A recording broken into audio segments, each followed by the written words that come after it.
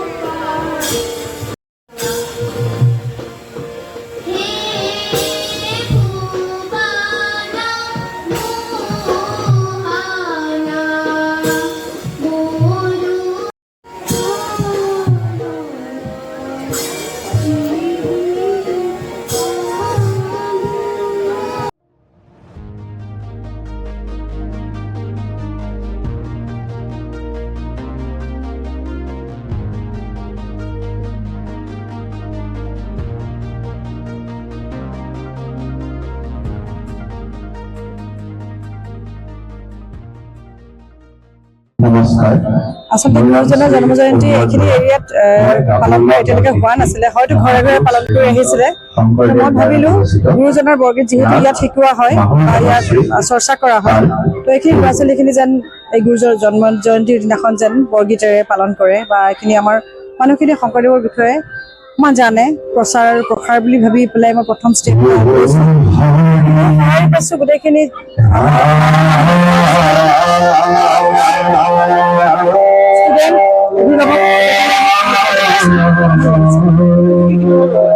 আজি ৬০জন মান হ'ব, দুখন স্কুলৰ ৬০জন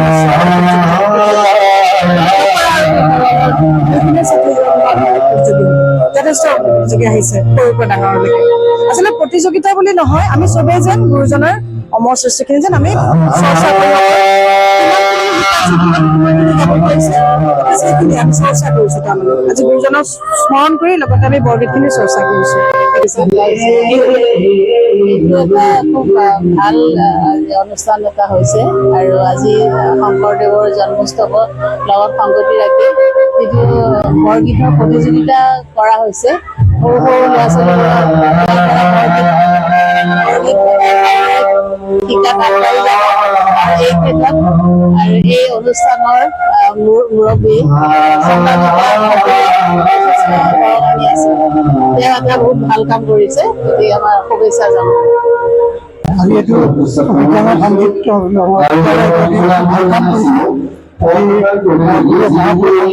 জন্মোৎসৱৰ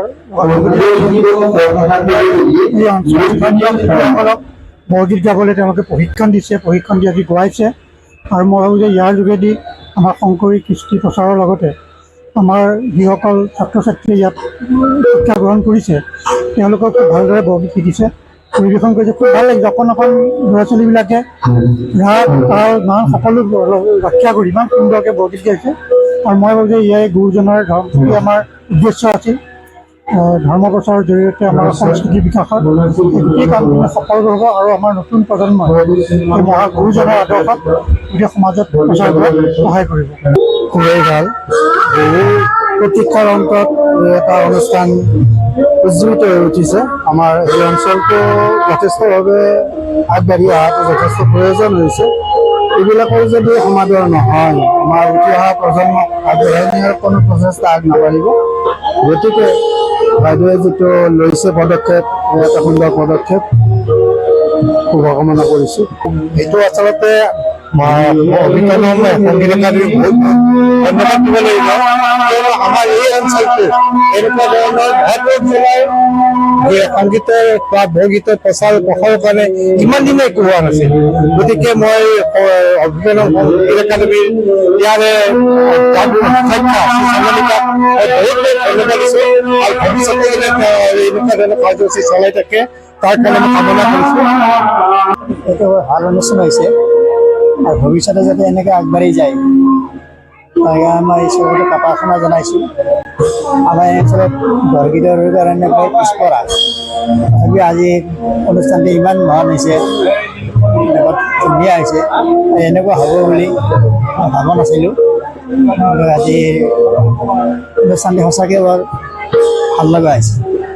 Stay informed, stay ahead. News NE 365.